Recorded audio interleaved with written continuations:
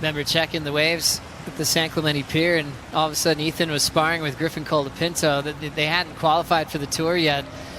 They've had a long relationship, sharing the same major sponsor.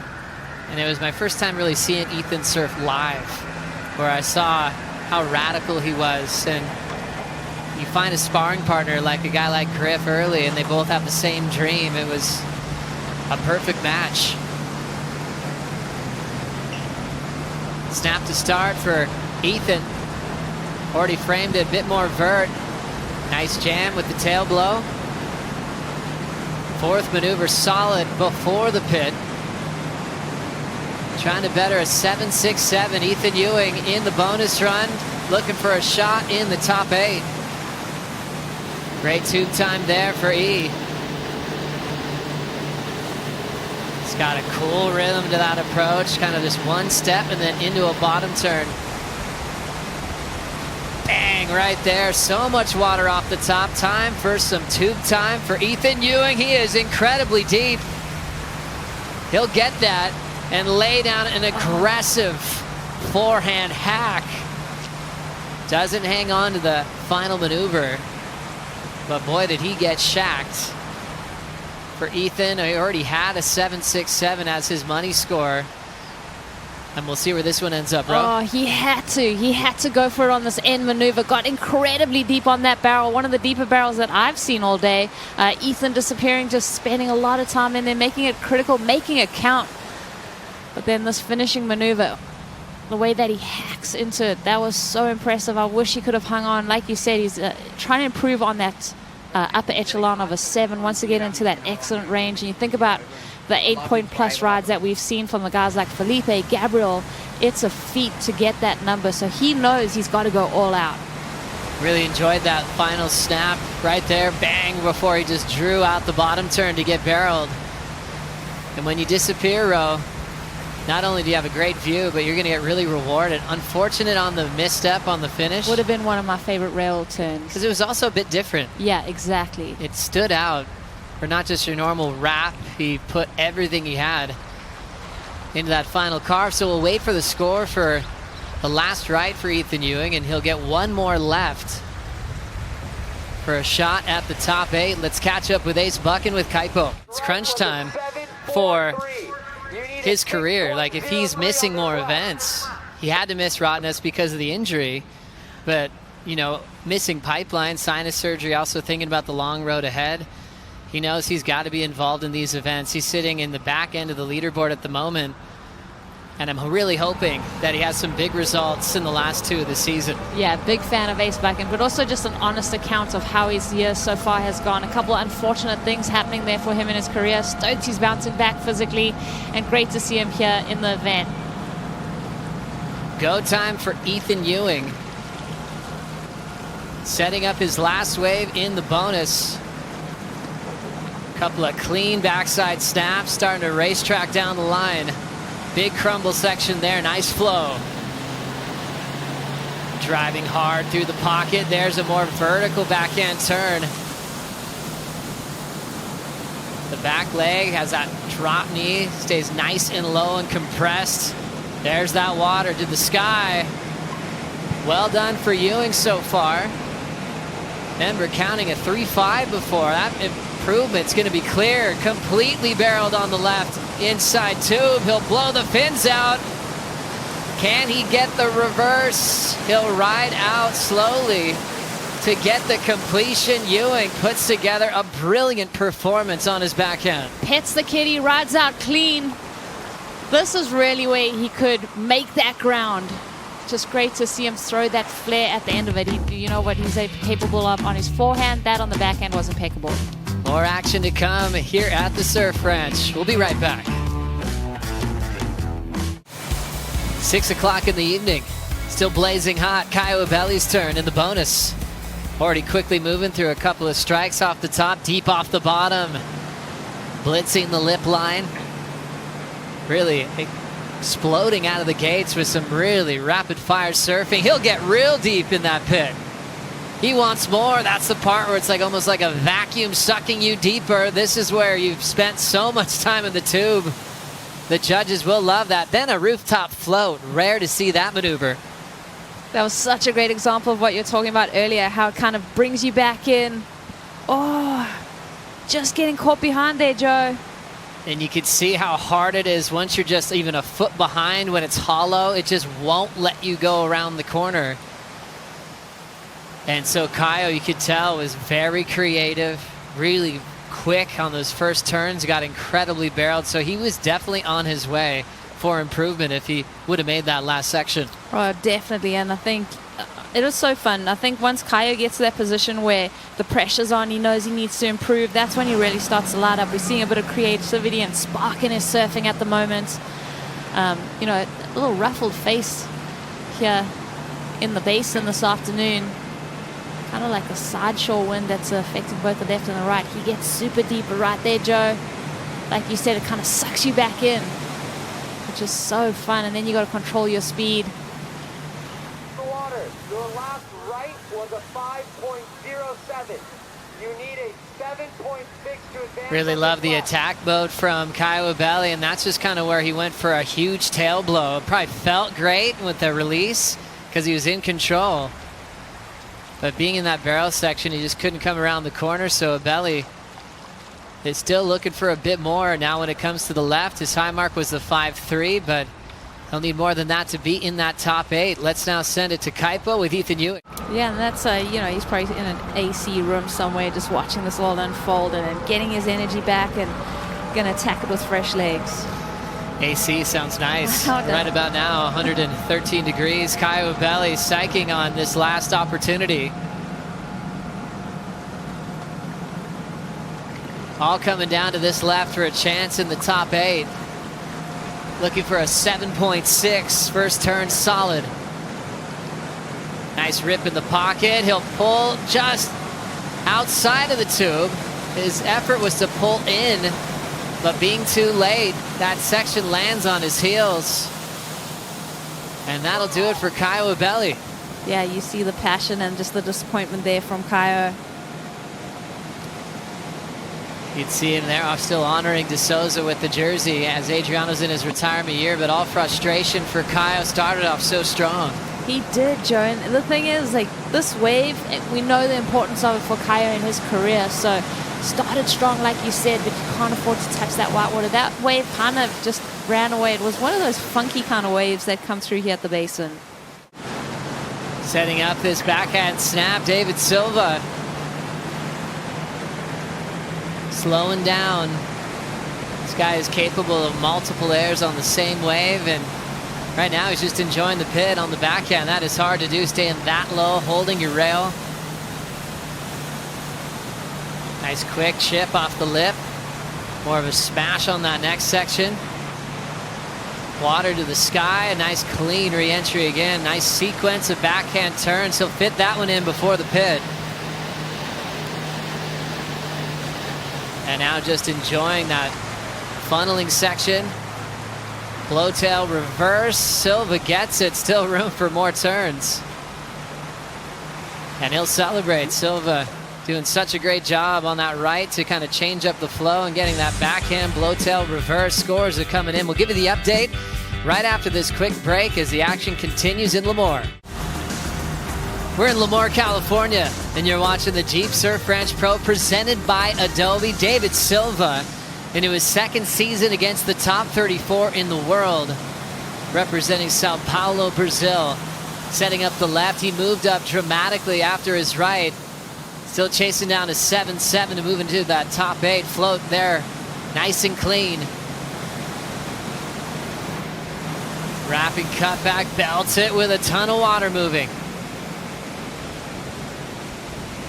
I love those little tight jams that he can provide off the top. The fins came out on that one. That floater section, you feel weightless, drops back in, and now a nice slow motion bottom turn to get deep in the barrel, going for the alley-oop. The last connection there, I've seen him pull off a lot of big alley-oops and even tiny surf. That's definitely a go-to move for Silva. And we'll see where he ends up now, sitting 20th on that leaderboard. Took 24 surfers into the bonus round. Always start CT events with 36. 34 full-time competitors on tour, plus 2 wild cards, and sometimes there's more wild cards due to injury replacements like we have at this event as well. Let's have another look. We'll see how close he gets to making that top 8. Well, Deivid Silva, there's definitely opportunity for him to move up that leaderboard. We already saw him increase his heat total on the right. To me, Joey does some great surfing on all of these sections, does so well. I was feeling like he could potentially get the number as he was moving through this wave, eyeing off these sections and just linking it all together, finding that flow that Kanoa mentioned in that little piece is so hard to find here at the Surf Ranch and really difficult. Super deep on that. Had he landed that though, Joe, he would have got the score, no question. 100%. It almost feels like it might have come down to that alley-oop for Silva. Always a tough section to go for something big because you've been surfing for 45 seconds incredibly hard and committed. With Adriano de Souza on Australia's Ryan Callinan, paying tribute to the world champion in his retirement season. We saw the Brazilian Storm take it on, and also a surfer from Portugal, Frederico Moraes. Now Arcal paying his respects. Beautiful snaps to start. Can get so low, incredibly flexible. I love how that front leg just slides right into the face to slow down. Well done for the kid from Merriweather.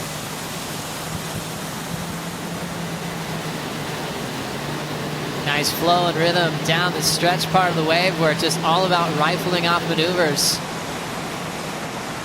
And that's what the CT3 wave allows you to do. More maneuvers from the previous waves we competed on in the past.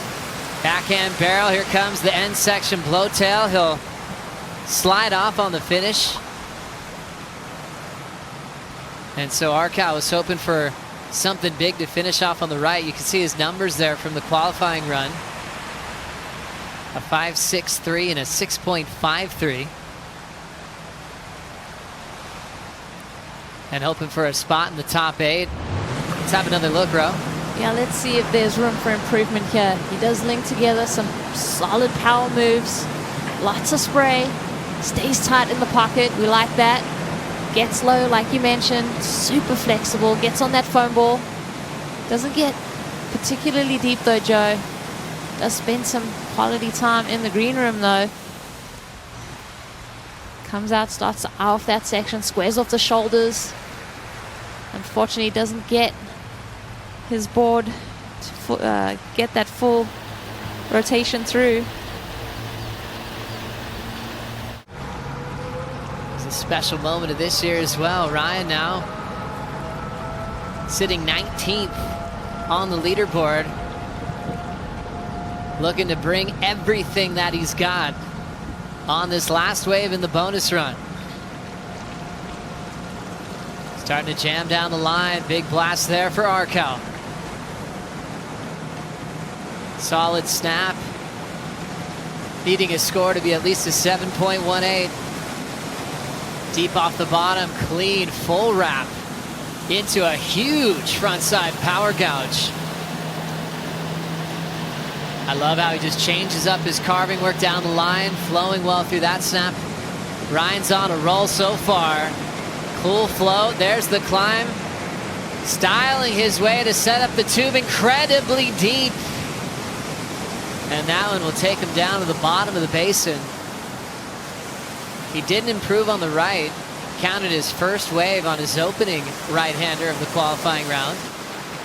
Left chasing a 7.18. And we'll see if he can achieve that without making the barrel at the end. Yeah, that's going to be hard to do, but he was on his way, Joe. That was looking so flowy through those turns, through those big maneuvers, linking it so well. He had to get deep on that tube ride to really maximize the scoring potential. So many different types of turns. That variety, it's so key. It's one of those key elements here in the criteria for the Surf Ranch. It's something that the judges are really interested in. You said it, Joe, the quick snap in the lip, lay back, another snap, floating maneuver there. So that's That's your point of difference, the variety that he's throwing. Snaps under the lip there, so burns off that speed. That's a risky maneuver when you know you're going to get so deep, but he had to do that to kind of bring that risk-reward factor. And if he's making that tube, there would have been a huge explosion from all the competitors. And that one just a little bit too deep for Ryan, but he did a lot, and he was so incredibly smooth. He's checking this thing out. He's looking at it coming at him, and we'll see if the difference of size goes after him. I think he's on a longer board for the right. Said he was. Good man, Waz. Some people just like different types of boards for the right or the left. Looking real clean so far. O'Leary now ready for some tube time. Foam ball lift him up just a moment. Well done for O'Leary. He's got that clean little backhand slice. Just paints that thing off the lip. Waz, how's he looking? He's looking like he's on fire. He looks really excited on that board. Actually, it looks like the shorter one, the way he's riding it, and it just unbelievable positioning right there into that barrel. Using his body, leaning forward, grabbing the rail, and then on the inside, can't quite negotiate the finish there, but that board looked really spicy under his feet. I'd be back on that thing for the left if I was him. Oh, it looks so clean. You can tell when someone's on a magic board when it just has no glitches. It feels like an extension of their body. That's what it looked like for Connor O'Leary, as he is in 17th at the moment, looking for a spot into the final 8. We'll see what happens right after this here at the Surf Ranch.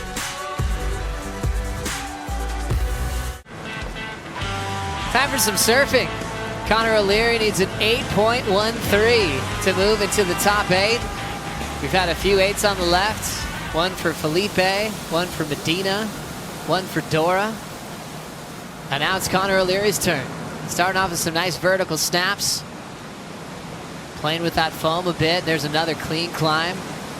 Blow tail in transition. That was the type of surfing he definitely could have used to get that excellent score. But the fall's not going to help that cause. I love that he went for it, though. Under pressure, you have one wave to do it. Last thing he was going to do was hold back. Such a fine line, Joe. Obviously, knowing you've just mentioned the handful of 8s that we've seen on the left-hander. There haven't been many of them, so it is surfing like that that gets you that number. Let's see the start. Really went for it on that one, Ro. Yeah, Connor electing to switch up that equipment. We saw the yellow rails on the right. Strata mentioning just the length difference in the two surfboards, so mixing up the equipment left to right, but just misses that board on the go-around. It's interesting talking to Kelly earlier. He was saying you look at the left and it sort of looks like you could ride a real flat board, but he actually prefers a board with a bit more curve off the bottom for that left. He grew up a lot on tour, and Griffin Colapinto has learned a lot of lessons, and he's turning into a man. You come on tour, you're just a kid trying to figure out the world, and he had so much so quick. Won the Triple Crown before his first event at Snapper, then made finals day at Kira with a perfect 10. Went through some injuries, now he's back better than ever. Snap to slide for Colapinto. Pulling into this hollow section. Needs a 6.61. So probably he'll be the closest to get that score on the right, since he already has the 7.10 on the left. Huge opportunity for Colapinto here. Big blast, lets the fins hang out the back. He'll do another snap to slide. Continues with that tail slide motion. Once again, now into the pit. Griffin has the line. Wants more with that little arm bar. End section fin throw, he'll get it. Colapinto stays on his feet. Had to improve on the 5.33. A 6.61 will take him into the top 8. How you feeling, Ro? Ooh, yeah, Joey. That's what we want to see, performing under pressure. How skatey did he look off the lip on that surfboard? A lot of fin release, very slidey. And even though he did a lot of slides, they're all different versions of that tail drift. Yeah, there we go. There was moments on this wave where I was like, oh no, he's going to lose it, but he kind of brought it back around, gets himself in that barrel. That's a shorter rail line on that surfboard, I would have to say, and a lot of bulk and foam through it. Definitely putting on the brakes there. There's that slide out maneuver. Again, setting those fins free. So Griff skating and sliding his way through these major maneuvers. Love that little tuck under there. That combination of moves there. Really, really important to get the finish. And he hit it in such an awkward pace of the wave, but still manages to hold on. I've been just appreciating different types of finishes. You know, not reversing, just showed so much control with his footwork. And the timing of that, of him ducking under that lip too, you got to appreciate that. Just having that body awareness and wave awareness. And like I said, kind of an awkward part of the wave to hit, and he muscles his way through it. So enjoyable to watch that ride from Griffin Colapinto, as he's really hoping for a spot in the top 8. And you think about the way this works with keeping your best right and best left. Numbers are now dropping in for Griffin Colapinto. It's a 7.2. Moves all the way into 6th place on the leaderboard. Job well done. He's into the semifinals with that big score there for now. Still opportunity to improve on the left, Joe. Can he move even further up?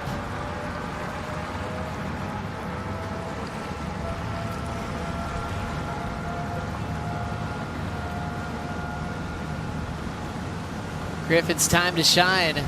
So moving to 6, that feels great, but he wants to really solidify the spot in the top 8, knowing people still have their bonus runs. Nice clean snap, and looking for something big here. Big section, big tail waft. Throwing some water, just squirting off that rail. Now he's firing, big hack. Colapinto annihilating the left-hander. Absolutely feeling it. Climbs this section, preparing to get completely shacked. Slams on the brakes. He got really deep, makes it. One more turn, fin throw reverse. Colapinto with an all-star performance in the bonus run. Looking at better, a 7-1-0. I think he's done it, Joe. And it was so wise just not to relax. Even though he was in 6th, it's not over. There's a lot of surfing to do. Last thing he wants is get that spot ripped off of him. So he'll try to move up ahead of Yago with this wave. Yeah, and what a vulnerable position to be in at the surf ranch, competing under pressure. And he just seems to thrive in this situation. Getting a 3rd in the previous event in 2019. Just knowing that he moved up a couple spots after his right-hander. And really finding that freedom and flow. I love this 3-turn combo that he's able to do on the left here. But wow, just releasing that tail. A lot of aggression. And again, a longer rail line on that turn right there. So, what about the barrel, Joe? You got pretty deep. Right there when you're completely gone, and it's not just a second. You had a few seconds as deep as you can get. It still did the backhand reverse. Does he go into the 8s? Does he get excellent? He's looking to improve on a 7-1-0. I feel like it's got to be. Yeah, right. Just all the damage done on your backhand to have that much control.